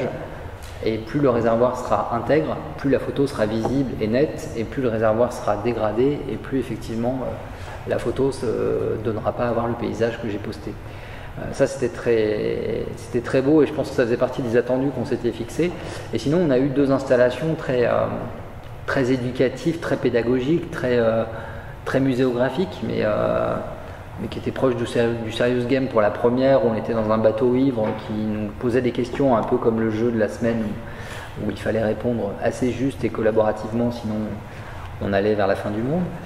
Et puis le troisième jeu qui était un jeu finalement de mise en perspective des différents équipements énergétiques de l'habitat sur lesquels il fallait un petit peu agir. J'étais un peu surpris de voir que tout cet agrégat de profils qui, sur le papier, était très inspirant et semblait très militant, très activiste et très libre, se sont retrouvés finalement en l'absence d'une méthodologie trop encadrante ou trop militaire, se sont retrouvés à l'issue de ces 3 journées à nous produire des choses qui finalement étaient assez, je dirais, convenues, parce que c'est facile à dire quand on est, comme je vous l'ai dit tout à l'heure, je me suis astreint à avoir un rôle de critique et de juge de touche sur ces projets, mais bien évidemment je suis partie prenante et bien évidemment je m'inscris dans ce convenu aussi. Voilà. Donc j'avais un dernier projet que je voulais évoquer, je ne sais pas si j'ai le temps ici, Antoine, d'en parler rapidement.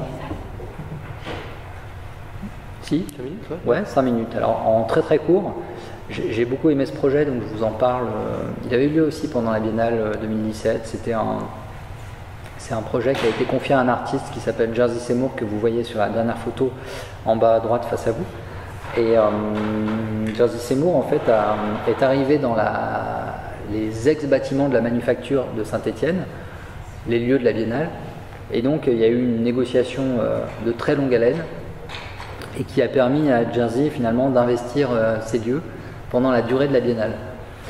Ce qui était extrêmement intéressant dans la façon de travailler. Alors Jersey, c'est quelqu'un qui arrive dans un lieu et qui, un peu comme Christo en son temps, va faire ce qu'on appelle du covering, mais du covering intérieur des lieux. C'est-à-dire qu'il va mettre du vinyle, comme vous le voyez ici, dans absolument toutes les pièces, et il va demander finalement aux gens qui vont arriver dans ces lieux d'y instaurer une nouvelle démocratie apprenante, spontanée, éphémère. Donc c'est un acte performatif, artistique. Et donc pendant un mois, il y a tout un tas de communautés internationales qui ont débarqué dans ce lieu.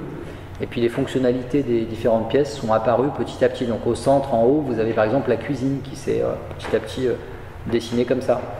Et donc c'était une cosmic commune, hein, donc le parti pris de ce récit, c'était du design fiction. Jersey appelle ça du design radical. On était au sein de cette cuisine sur des défis qui étaient finalement apportés par les propres visiteurs.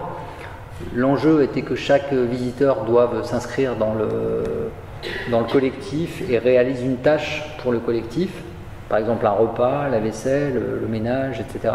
On avait la possibilité par le prisme de ces activités, de s'acheter une nuit sur place. Mais par contre, en contrepartie, il y avait des tickets découvertes auxquels il fallait souscrire aussi. Donc des tickets yoga, des tickets chant, équilibre, etc. Et donc pendant près d'un mois, évidemment, il y avait des grandes discussions aussi qui étaient proposées aux visiteurs. Il y avait des soirées, il y avait une grande salle de découverte musicale qui était exclusivement dédiée à ça. Et donc pendant un mois, on a eu ce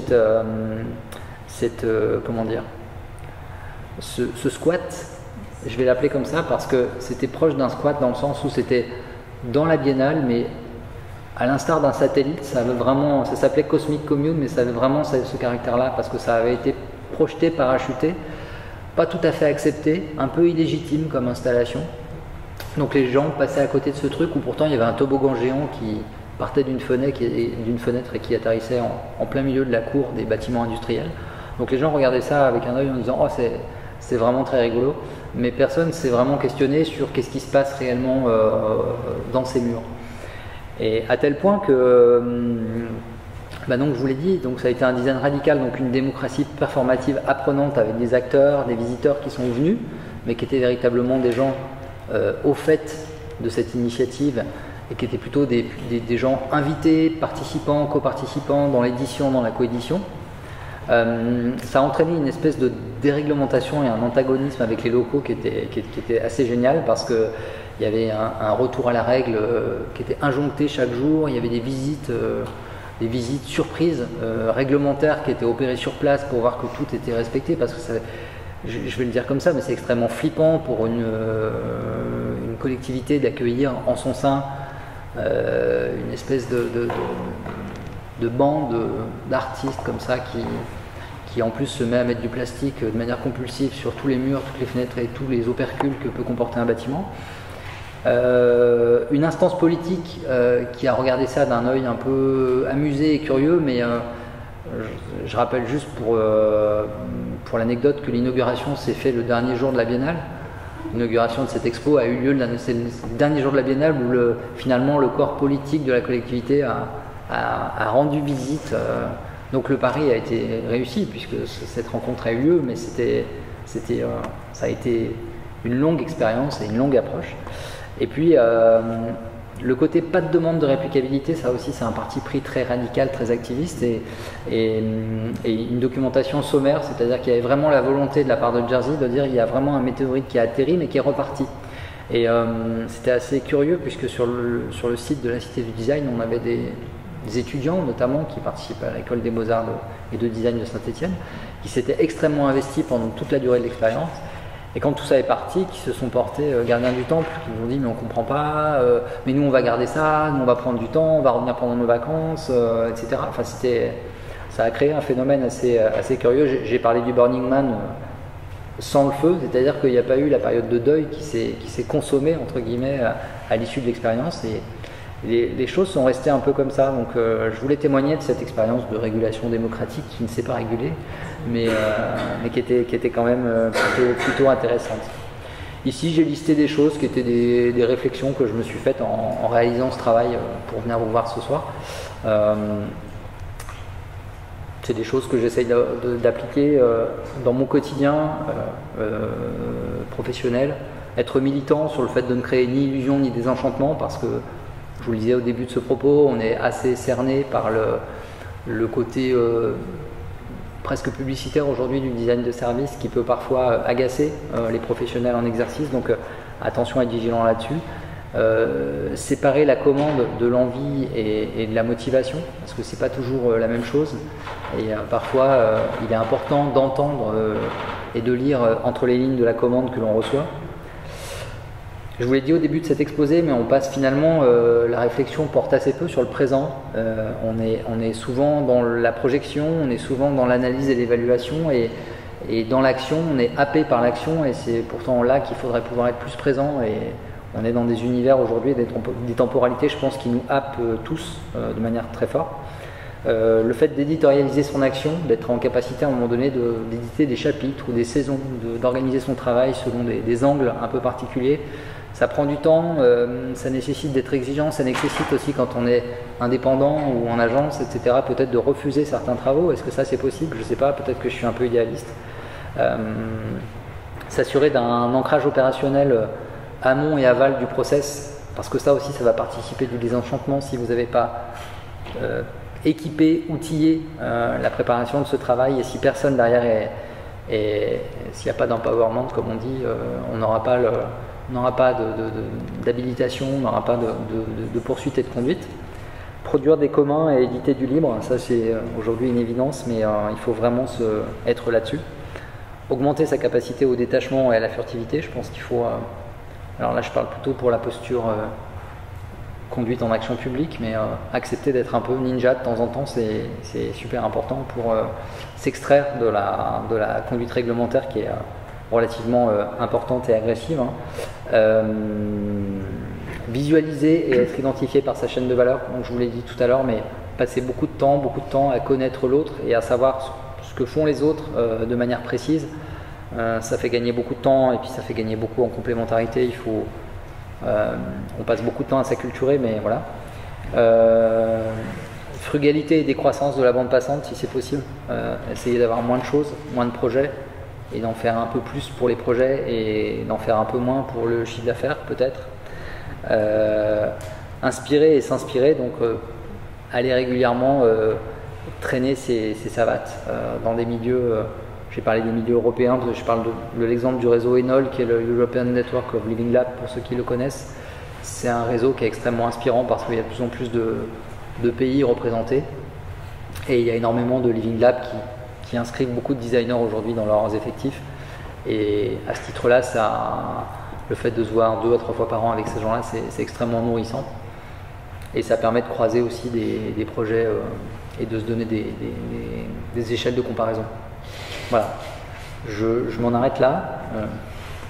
Merci à vous pour l'attention, et puis